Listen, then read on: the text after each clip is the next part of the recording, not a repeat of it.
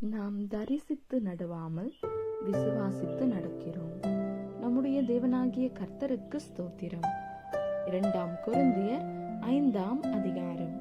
பூமிக்குரிய கூடாரமாகிய நம்முடைய வீடு அழிந்து போனாலும் தேவனால் கட்டப்பட்ட கைவேலை அல்லாத நித்திய வீடு பரலோகத்திலே நமக்கு உண்டென்று அறிந்திருக்கிறோம்.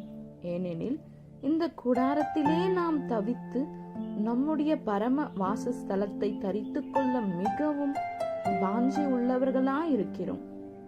தரித்து கொண்டவர்களானால் நிர்வாணிகளாய் காணப்பட மாட்டோம்.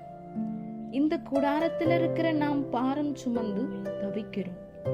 இந்த போர்வையை களைத்து போட வேண்டும் என்று விரும்பாமல் மரணமானது ஜீவனாலே விழுங்கப்படுவதற்காக போர்வை தரித்தவர்களாய் இருக்க வேண்டும் என்று விரும்புகிறோம்.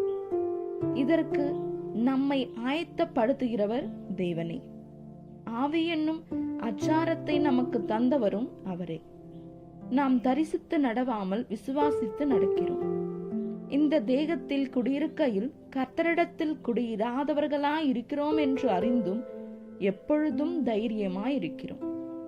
நாம் தைரியமாகவே இருந்து இந்த தேகத்தை விட்டு குடிபோகவும் கர்த்தரிடத்தில் குடியிருக்கவும் அதிகமாய் விரும்புகிறோம். அதிநிமித்தமே நாம் சரீரத்தில் குடியிருந்தாலும் குடியிராமற் போனாலும் அவருக்கு பிரியமானவர்களாயிருக்க நாடுகிறோம். ஏனென்றால் சரீரத்தில் அவனவன் செய்த நன்மைக்காவது தீமைக்காவது தக்க பலனை அடையும்படிக்கு நாம் எல்லாரும் கிறிஸ்துவின் நியாயாஸ்தானத்திற்கு முன்பாக வெளிப்பட வேண்டும். ஆகையால் கர்த்தருக்கு பயப்படத்தக்கதென்று அறிந்து மனுஷருக்கு புத்தி சொல்லுகிறோம். தேவனுக்கு முன்பாக வெளியரங்கமாயிருக்கிறோம். உங்கள் மனசாட்சிக்கும் வெளியரங்கமாயிருக்கிறோம் என்று நம்புகிறேன்.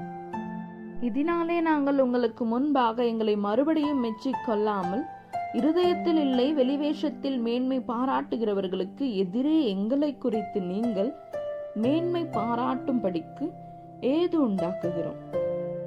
நாங்கள் பைத்தியம் கொண்டவர்கள் என்றால் தேவனுக்காக அப்படி இருக்கும். தெளிந்த புத்தி உள்ளவர்கள் என்றால் உங்களுக்காக அப்படி இருக்கும். கிறிஸ்துவினுடைய அன்பு எங்களை நெருக்கி ஏவுகிறது. ஏனென்றால் எல்லாருக்காகவும் ஒருவரே மரித்திருக்க எல்லாரும் மரித்தவர்கள் என்றும் பிழைத்திருக்கிறவர்கள் இனி தங்களுக்கென்று பிழைத்திராமல் தங்களுக்காக மரித்து எழுந்தவருக்கென்று பிழைத்திருக்கும்படி அவர் எல்லாருக்காகவும் மரித்தார் என்றும் நிதானிக்கிறோம். ஆகையால் இது முதற்கொண்டு நாங்கள் ஒருவனையும் மாம்சத்தின்படி அறியோம்.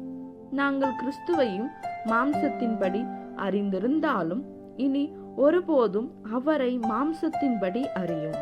இப்படி இருக்க ஒருவன் கிறிஸ்துவுக்குள் இருந்தால் புது சிருஷ்டியாயிருக்கிறான். பழையவைகள் ஒழிந்து போயின, எல்லாம் புதிதாயின. இவையெல்லாம் தேவனாலே உண்டாயிருக்கிறது. அவர் இயேசு கிறிஸ்துவை கொண்டு நம்மை தம்மோடே ஒப்புரவாக்குதலின் ஊழியத்தை எங்களுக்கு ஒப்பு கொடுத்தார். அதென்னவெனில் தேவன் உலகத்தாருடைய பாவங்களை எண்ணாமல் கிறிஸ்துவுக்குள் அவர்களை தமக்கு ஒப்புரவாக்குதலின் உபதேசத்தை எங்களிடத்தில் ஒப்புவித்தார். ஆனபடியினாலே தேவனானவர் எங்களை கொண்டு புத்தி சொல்லுகிறது போல நாங்கள் கிறிஸ்துவுக்காக ஸ்தானாதிபதிகளாயிருந்து தேவனோடே ஒப்புரவாகுங்கள் என்று கிறிஸ்துவின் நிமித்தம் உங்களை வேண்டிக் கொள்கிறோம்.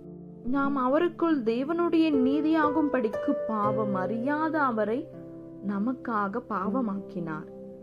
ஆமென். இந்த வசனங்களை கேட்டுக்கொண்டிருந்த உங்கள் அனைவரையும் நம்முடைய தேவனாகிய கர்த்தர் ஆசீர்வதிப்பாராக. ஆமென்.